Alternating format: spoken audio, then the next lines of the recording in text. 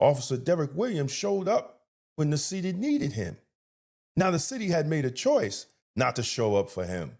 And a man without health care, getting dialysis 7 days a week. Mayor Sean Patterson Howard, the city of Mount Vernon government, the Mount Vernon Police Department has officially given Officer Derek Williams a death sentence. Instead of giving him an opportunity to have a hearing, they gave him a death sentence. Let that sit in. This is the Publisher's Desk with Damon K. Jones, brought to you by Black Westchester Magazine. Peace and blessings, everybody. This is Damon K. Jones. This is the Publisher's Desk. And today we're going to have a conversation about accountability, about morality, and having a moral compass. Now, those that you don't know the story with Derek Williams, Officer Derek Williams, he is basically facing termination while undergoing dialysis 7 days a week to stay alive. Now, if you know about the story, you know the background, but I'm going to go through the background real quick. He's a 19-year veteran. He was on the front line during COVID. He caught COVID, the complications of COVID, which is medically known, creates other complications in organ failure. So he developed kidney failure. And the city response was, it was no paperwork. So because there's no paperwork, we're not going to accept it. And tonight, we're not dealing it with politics, right? We're dealing with accountability. Because what the city did after they looked and saw the problem is astonishing. So let's get straight to the facts. Officer Derek Williams is a 19-year veteran of Mount Vernon Police Department. He contracted COVID during the height of the pandemic. And today, he's still going through kidney failure, 9 hours of dialysis, 7 days a week just to survive. Now he's being terminated. He's not even facing termination. And the process of getting his benefits, the 207C hearing, to prove that it was work-related has been denied by the city. See, and right there is the issue. See, on December 18th, Mayor Sean Patterson Howard framed this as a process issue, not a merit issue. She said no determination was made that the illness was work-related because there wasn't no paperwork for 207C. Translation, we didn't say he's wrong.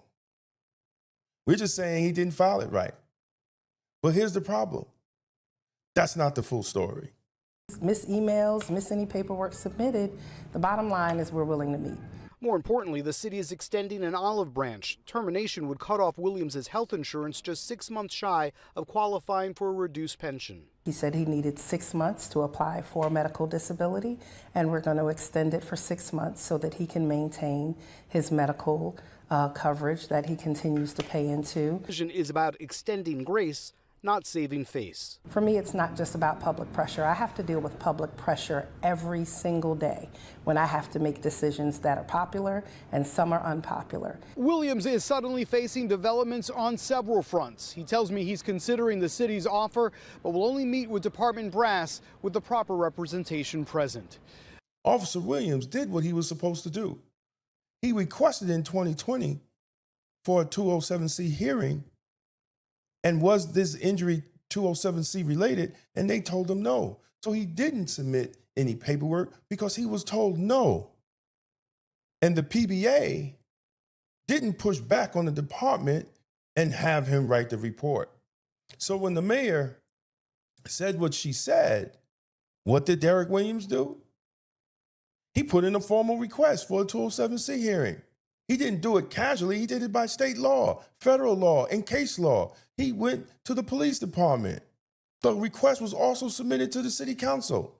And after reviewing the evidence, City Councilman Andre Wallace, who was over the police department, recommended that the hearing be granted. Let me say it again. A formal request was made. The evidence was reviewed. And the city councilman, Andre Wallace, who is over the police department and public safety, said Officer Williams deserved a hearing. But that hearing never happened. It was discouraged in 2020. It was denied in 2026. This is not about no paperwork. This is about the city denying the process that determines truth. See, let's understand something, brothers and sisters. The 207C hearing is not a favor. It's actually due process when dealing with workplace injuries. It is a mechanism that answers one question: was the injury job related? Instead of answering that question, the city avoided it. No medical determination, no full review by city's medical doctors, just a procedural block. And when you deny that process, brothers and sisters, you control the outcome. And this is why the city should be held accountable. See, let's bring it back to reality. This is not a policy debate. This is a man on dialysis every day to stay alive. And the mayor and the police department reduced it to a paperwork argument, then offered a 6-month extension of coverage. She calls it grace. But what grace do you give to someone when you deny the process of a hearing? Win, lose, or draw. That's not grace. When a man's life depends on coverage, that's not charity either. Is it his responsibility of leadership? Now let's talk accountability. Where the hell was the PBA? Why wasn't these protections enforced? Nobody wants to talk about that. Where was the lawyer, Steve Isaacs? Where was he at? Why wasn't these protections in place? See, those are fair questions. See, but even if the union failed, the responsibility does not shift. The city and the Mount Vernon Police Department are still legally obligated to follow state and federal law. COVID-related line of duty injuries were not optional protections, according to the law. See, they were established protections, and those protections were not applied here. This wasn't confusion. This was a decision. Who made the decision? If the commissioner works at the will of the mayor, and we know the history of Mount Vernon when it comes to the relationship of decision-making between the mayor's office and the Mount Vernon Police Department, the mayor is an unidentified co-conspirator on how the police department is run. So she cannot play that she just doesn't know. There were established protections by federal and state law, and those protections were not applied here. This case exposes something bigger. What happens when systems prioritize procedure over people? What happens when leadership hides behind technicalities instead of exercising common sense? The city has already showed it can delay action. So the question is not, could they act? The question is, why didn't they? See, public officials love to stand with first responders during a crisis. But the real test of leadership, brothers and sisters, comes after the crisis is over. Officer Derek Williams showed up when the city needed him. Now, the city had made a choice not to show up for him. And a man without health care, getting dialysis 7 days a week. Mayor Sean Patterson Howard, the city of Mount Vernon government, the Mount Vernon Police Department has officially given Officer Derek Williams a death sentence.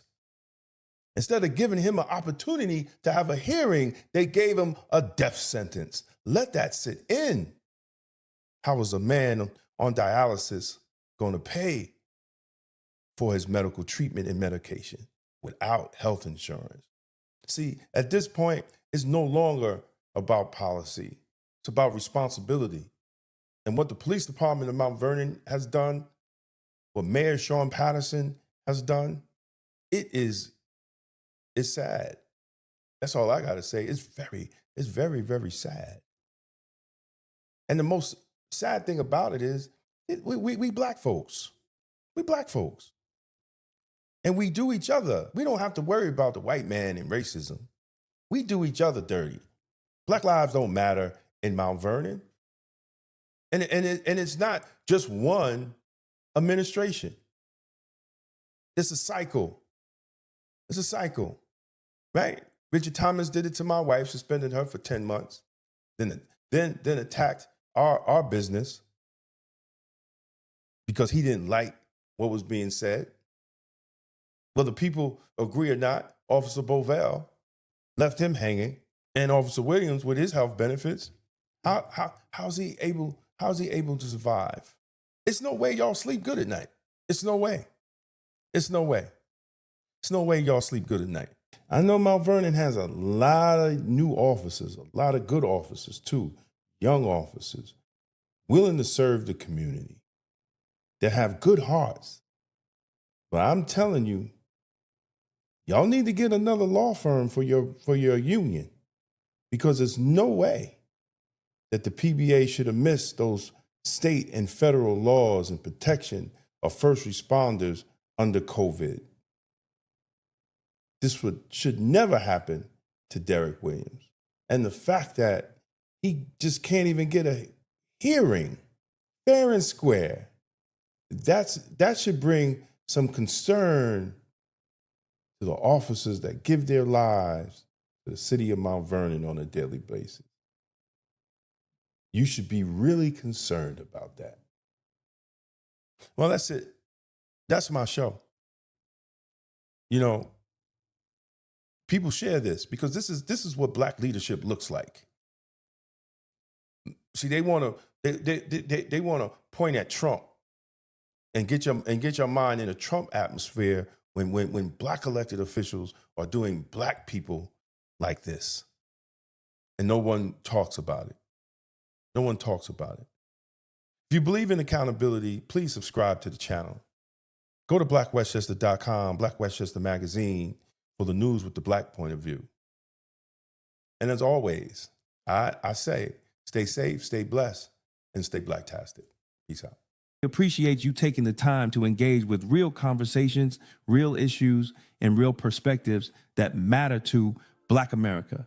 Stay connected, stay informed, and as always, we'll see you next time at the publisher's desk. It's going to be blacktastic. If you're serious about political clarity and independent thinking, this is for you. The Political Thought Bundle includes 3 full books, all personally singling. Democrats and Republicans, The Ultimate Gangbangers, breaks down how the two-party system operates like a legalized street war for power. Emotional Politics, Logical Failure exposes how emotion has replaced strategy in black political engagement. Tolerance is for Cowards lays out a blueprint for extended policing and community-led public safety rooted in outcomes rather than slogans. 3 signed books. One bundle, $60. That's a $75 value, and you're getting signed copies included. This isn't left versus right. It's results versus rhetoric. Go to twosteppublishing.com and secure your signed Political Thought Bundle today. It's going to be blacktastic. For more than a century, Black America built its own economy under segregation, under discrimination, and under conditions most people today cannot imagine. We built businesses. We built banks. We bought land and property. In The Forgotten Blueprint, Damon K. Jones reveals how black communities created thriving economic systems from 1800 to 1965, and why that blueprint still matters today. This book challenges the idea that our future depends on politics alone and shows how ownership, family, and enterprise once powered black prosperity. The blueprint is not lost. We just stopped using it. The Forgotten Blueprint, how Black America built its own economy from 1800 to 1965. On sale now at Two-Step Publishing and Amazon. Black Westchester Magazine has been giving our community a voice, reporting the stories others ignore, holding power accountable, and making sure the truth about our communities is told by us. But independent black media only survives when the community supports it. If you believe in real journalism, community accountability, and keeping Black voices strong in local news, we need your help. Your donation helps us continue covering the stories that matter: politics, education, justice, and economic empowerment right here in Westchester. Support Black media, support Black truth, support Black Westchester Magazine. Donate today and help keep Black media alive. Because Black-owned independent media is Blacktastic. Black Westchester Magazine presents People Before Politics, the Sunday Rundown, every Sunday at 6 p.m. on YouTube. Join Damon K. Jones, A.J. Woodson, and Larnez Kinsey as they break down the biggest stories in politics, culture, and community from a Black point of view. No spin, no party loyalty, just logic, accountability, and outcomes. If it impacts Black America, we're talking about it. Tap in, subscribe, set your reminder. This Sunday at 6 p.m. is going to be Blacktastic. This is the Publisher's Desk with Damon K. Jones, brought to you by Black Westchester Magazine, where life, culture, community, and faith meet truth, power, and purpose.